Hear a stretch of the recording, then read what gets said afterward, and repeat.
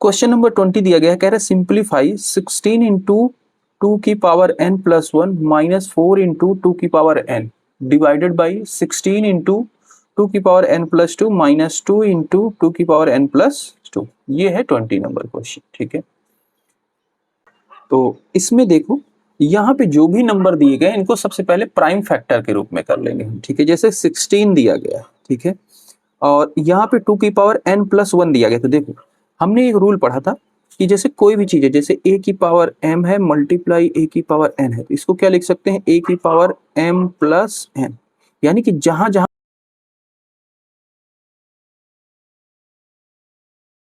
दिया गया उसी चीज को हम क्या लिख सकते हैं, जो उसका बेस है वही रखो और जो एक्सपोनेंट है उसको रख दो मल्टीप्लाई में। ठीक है, अलग अलग, दोनों को अलग अलग।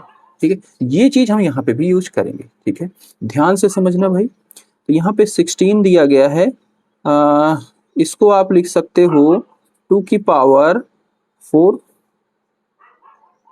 मल्टीप्लाई, इसको लिख सकते हो 2 की पावर n मल्टीप्लाई 2 की पावर 1, 1 लिखने की जरूरत नहीं है इसके ऊपर। ठीक, माइनस 4 को लिख सकते हो 2 की पावर 2 और 2 की पावर n अपॉन, यहाँ पे भी 16 है, इसको 2 की पावर 4 लिख दिए मल्टीप्लाई 2 की power n plus 1, n plus 2 है तो 2 की पावर n मल्टीप्लाई 2 की पावर 2 लिख सकते हैं माइनस 2 इंटू, यहाँ पे भी 2 की पावर n प्लस 2 ही है तो n मल्टीप्लाई 2 की पावर 2।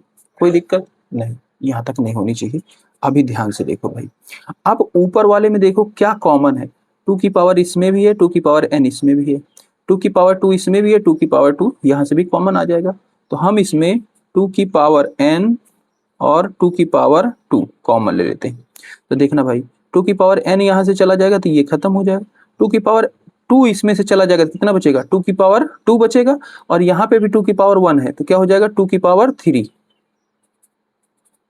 ठीक है, समझ रहे हो ना भाई। 2 की पावर 4 को क्या लिख सकते हैं, 2 की पावर 2 इंटू 2 की पावर 2, तो एक 2 की पावर 2 बची और यहाँ पे 2 की पावर 1 थी, वो दोनों जुड़ गई। जब मल्टीप्लाई में होता है बेस इक्वल होता है पावर जुड़ जाती है, तो ये हो जाएगा। इसमें देखो यहाँ से 2 की पावर n चली गई और 2 की पावर 2 भी चली गई, तो क्या बचा 1 बचा अपॉन। इसमें देखो 2 की पावर n तो है, ये है कॉमन, और क्या है भाई, इधर 2 की पावर 2 हो गया और ये दोनों को अगर मैं सॉल्व करूं तो 2 की पावर 6 हो जाएगा, बेस इक्वल है तो पावर ऐड हो जाती है 2 की पावर 6, और यहाँ पे 2 की पावर 3, तो 2 की पावर हम 3 कॉमन ले लेंगे इसमें से, 2 की पावर n और 2 की पावर 3। देखना अभी 2 की पावर टोटल 6 हो गई है और उसमें से 3 पावर चली जाएगी तो कितना बचेगी, 2 की पावर 3 ही बचेगी माइनस, और यहाँ से तो ये पूरा ही चला गया, 2 की पावर n भी चला गया, 2 की पावर ये 3 भी चला गया, यहाँ पे भी 1 बचा। ठीक है, कटेगा क्या भाई, 2 की पावर n इसमें भी ये भी कट गया। ठीक है, ये दोनों देखो सेम सेम है, ये भी कट गए, बचा क्या, ऊपर बचा है 2 की पावर 2 और नीचे बचा है 2 की पावर 3। 2 की पावर 2 को क्या लिख सकते हो 4, 2 की पावर 3 को 8, यानी कि 1/2 इसका सॉल्यूशन हो जाएगा। ठीक है, 20। क्वेश्चन नंबर 21 है, कह रहा है इफ 2 की पावर n माइनस 7 मल्टीप्लाई 5 की power n minus 4 is equal to 1250। ठीक है, find the value of n, तो इस n की वैल्यू फाइंड करो। ठीक है भाई, कैसे करेंगे, ध्यान से समझना, बहुत ही बढ़िया क्वेश्चन है। तो इसमें सबसे पहले ये जो नंबर दिया गया है इसको हम प्राइम फैक्टर के रूप में ला लेंगे। ठीक है, प्राइम फैक्टर में ला लेंगे तो 1250 का प्राइम फैक्टर कर लो। ठीक है, करेंगे तो ये किससे जाएगा भाई, 2 से जाएगा, तो ये क्या हो जाएगा 625। कोई दिक्कत नहीं, 2 6 जा 12, 2 2 जा 4, 2 5 जा 10। ठीक है, अभी 3 से 2 से तो नहीं जाएगा, अब 3 से चेक करेंगे तो 6 और 2 हो गया 8, 8 और 5 कितना हो जाएगा 13, 13 3 के टेबल में नहीं आते, नंबर नहीं जाएगा, यानी कि 5 से अब ले जाओ, 5 1 जा 5, 5 2 जा 10, 5 5 जा 25, फिर 5 2 जा 10, 5 5 जा 25, फिर 5 5 जा 25। ठीक है, और फिर 5 1 जा 5। ठीक है, यानी कि हम 1250 को क्या लिख सकते हैं, 2 है और 5 की पावर कितनी है 4, ये। ठीक है, अब यहाँ पे यहाँ से पहले तो लिखेंगे ये चीज, 2 की पावर n माइनस 7 मल्टीप्लाई 5 की power n minus 4 is equal to 2 into 5 की पावर 4। कोई दिक्कत यहाँ तक नहीं। अब एक चीज और देखते, जब कोई चीज पावर में माइनस में रखी गई है, इसका क्या मतलब है, एक हमने फॉर्मूला पढ़ा था ए की पावर एन डिवाइडेड बाई ए की पावर एन, क्या होता था, ए की पावर एम माइनस एन, यानी कि जब डिवाइड में हो, बेस इक्वल हो, पावर अलग अलग हो, डिवाइड में हो तो उसको पावर माइनस में लिख देते हैं, ठीक है। तो यहाँ पे भी माइनस में लिखी गई, यानी कि मैं इसको 2 की पावर एन डिवाइडेड बाई 2 की पावर 7 लिख सकता हूँ। हाँ बिल्कुल लिख सकते हैं। तो इसको हम लिखेंगे 2 की पावर एन डिवाइडेड बाई 2 की पावर 7 मल्टीप्लाई, इधर भी 5 की पावर n डिवाइडेड बाई 5 की पावर 4, ठीक है। और इधर कोई दिक्कत नहीं।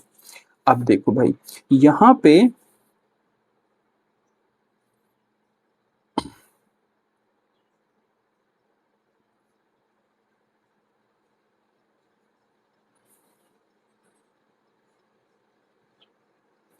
देखो हम इसको लिख सकते हैं 2 की पावर n अपॉन 2 की पावर 7 मल्टीप्लाई 5 की पावर n अपॉन 5 की पावर 4, 2 इंटू 5 की पावर 4।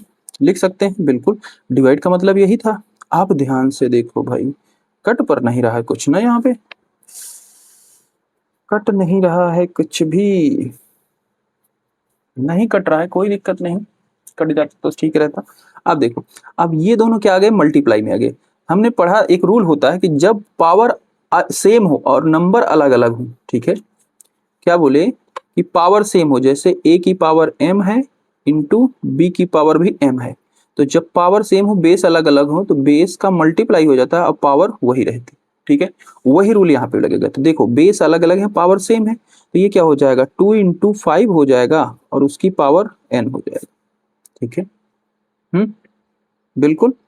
और नीचे 2 की पावर 7 मल्टीप्लाई 5 की पावर 4, ये तो है, ये है, और इधर भी ये चीज पूरी है, कोई दिक्कत नहीं। अब ये क्या हो जाएगा, 10 की पावर n, 10 की पावर n हो जाएगा। अब देखो भाई ये जो चीजें हैं नीचे वाली, इन सबको उधर भेजो, तो इधर 2 की पावर 5 की पावर 4 और ये 2 की पावर 7, इधर पूरा ये डिवाइड उधर जाएगा, सब मल्टीप्लाई में हो जाएगा। अब यहाँ पे ये जो नंबर है ये क्या है, 10 है। अब इधर भी हमें बेस क्या बनाना पड़ेगा, 10 बनाना पड़ेगा भाई।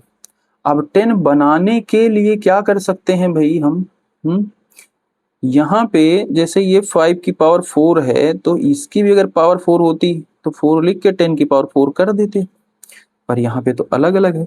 क्या हम ऐसा कुछ कर सकते हैं, हाँ बिल्कुल, देखना बहुत आराम से हो रहा है ये। देखो इधर बेस 2 है, इसकी बेस की पावर 7 है, मल्टीप्लाई में होते हैं तो क्या हो जाता है, पावर इसकी ऐड हो जाती है। ये देखो ये रूल है था, ये a की पावर m मल्टीप्लाई a की पावर n, तो पावर क्या हो जाती है, जुड़ जाती है। तो यहाँ पे भी 2 है, यहाँ पे भी 2 है, तो इसको 2 की पावर, इसकी पावर 1 है, इसकी पावर 7 है, तो कितनी हो गई टोटल 8 मल्टीप्लाई, यहाँ पे भी बेस 5, यहाँ पे बेस 5, पावर क्या है, सेम है, तो 5 की पावर 4 प्लस 4, ये भी 8 हो गई, यानी कि ये 2 की पावर 8 मल्टीप्लाई 5 की पावर 8 और इधर 10 की पावर n, 10 की पावर n, ठीक है।